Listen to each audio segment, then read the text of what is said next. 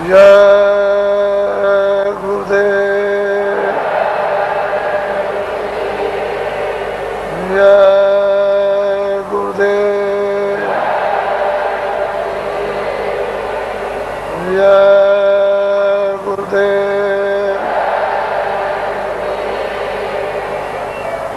जय गुरुदेव नाम किसका, जय गुरुदेव नाम किसका, जय गुरुदेव नाम किसका।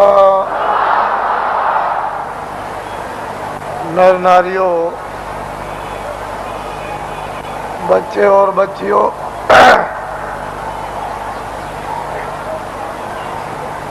लोग अपने अपने गृहस्थ आश्रम में जब संसार का सब अनुभव बच्चों का, भाइयों का, माता पिता का, पत्नी और पति का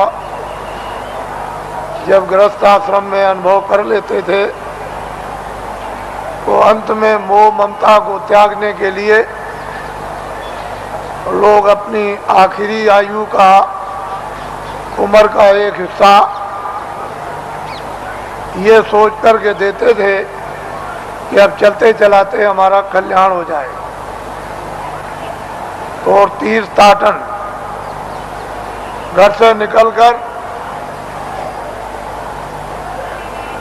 भागवत या गीता कराकर और भोज कराकर देशाटन के लिए, तीर्थ यात्रा के लिए निकल पड़ते थे और ये हाथ जोड़ते थे कि हम आ गए तो आ गए, अब हमको ये समझो कि हम नहीं हैं। हमारा यदि समय पूरा हो जाए तो हम बीच में ही चले जाएंगे। इस तरह से लोग घर से निकलकर तीर्थों में, देवस्थान में, ऋषियों मुनियों महात्माओं के आश्रम में लोग आखिरी आयु में भ्रमण करते थे। ये आशा तोड़कर जाते थे कि अब हमको घर में वापस नहीं जाना, और रास्ते ही में उनका शरीर शांत हो जाता। सियार ने खाया, ऐसे ही पड़ा रह गया, गड्ढे में गिर गया, किसी ने फेंक दिया, ये कुछ नहीं। घर से निकल गए और चले गए। पहले सभी आश्रमों में ये नियम था, अब ये कहा गया, अब ये बताया गया है कि गृहस्थाश्रम में रहो और आपको सच्चा सत्संग, सच्चे महात्मा का मिलना चाहिए, जिससे सत्संग और उसके वायुमंडल में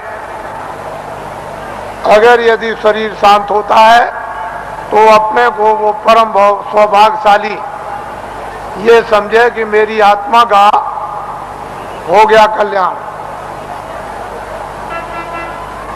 मैं जो कह रहा था कि अगले साल इसमें से कितने लोग यहाँ पर जो बैठ करके सुन रहे हैं वो अगले साल यहाँ नहीं आ सकेंगे, उनका समय पूरा हो जाएगा।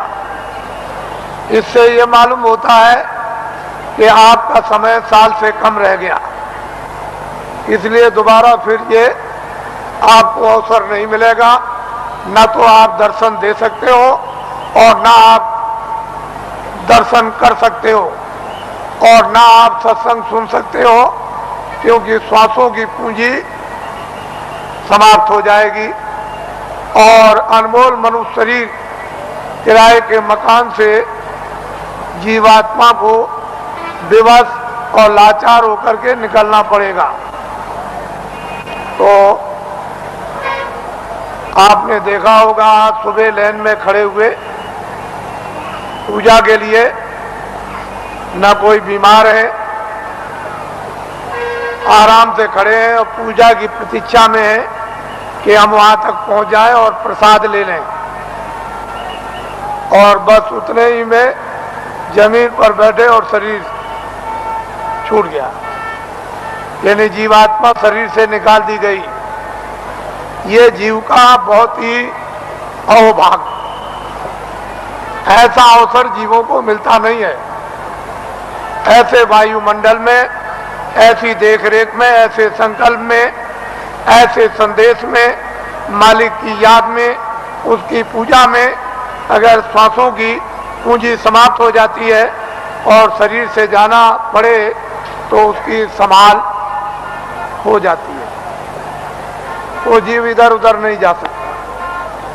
महात्माओं को मालूम है कि ये जीव कहाँ जाएगा और इसका हिसाब किताब कहाँ पर होगा।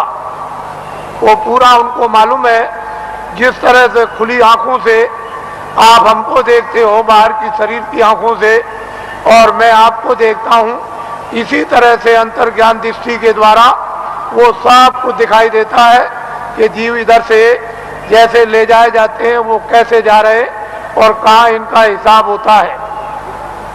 ये महात्माओं को सब मालूम।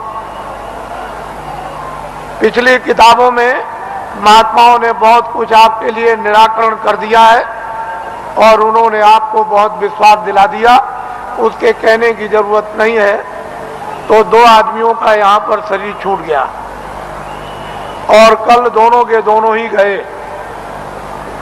इससे ये मालूम हुआ वो बड़े बेचारे प्रेमी थे, बड़े भक्त थे और बराबर सत्संग में जगह जगह सम्मिलित होते रहते थे, सत्संग सुनते थे और दर्शन देते और दर्शन करते थे। ऐसी उनकी बड़ी तीव्र लालसा रहती थी। तो ऐसे लोगों का तो वैसे भी काम हो जाता है। जो नामदानी जंगल में रहते हैं, जो यहाँ सत्संग में नहीं आए, अगर उनका भी शरीर छूटता है तो उनके लिए भी इंतजाम बंदोबस्त करके रखा है कि उनकी भी जीवात्मा गड्ढे में नहीं जा सकती। उनको मालूम है कि कहाँ किस समय पर। इसके माने ये नहीं है कि यहाँ सत्संग में बैठे हैं और आपका दर्शन कर रहे और दर्शन दे रहे और वो जंगल में जीव जो है वहां से चला गया, ऐसा नहीं। उन्होंने पहले ही से इंतजाम करके पूरा रखा है और उनको मालूम रहता है कि जीव यहाँ से नामदानी जा रहा, उसका इंतजाम कर दिया। उसके कर्मानुसार, उसकी साधना अनुसार फिर तुरंत शीघ्र देर कुछ नहीं लगती, मिनटों का भी काम नहीं, और उसको ये फिर मनुष्य जन्म दिलवा दिया जाता। और ऐसे वायुमंडल में जन्म मिलता है जहाँ आसपास में सत्संगी यानी प्रेमी सत्संगने स्त्री और पुरुष रहे, और जैसे ही वो बच्चा बड़ा होता है फिर नामदान प्राप्त कर लेता है और वहां से साधना फिर शुरू कर देता है। यदि बीच में फिर उसकी साधना अधूरी रह जाए और फिर वो अपना शरीर छोड़ दे तो फिर उसकी संभाल हो जाएगी और ऐसी जगह पर उसको जल में दिलवा दिया जाएगा कि फौरन सत्संग में फिर आकर और नामदान को प्राप्त कर लेगा और जहां से साधना छूटी है फिर शुरू कर देगा। वहां तक के लिए उसको कोई मुश्किल नहीं पड़ेगी।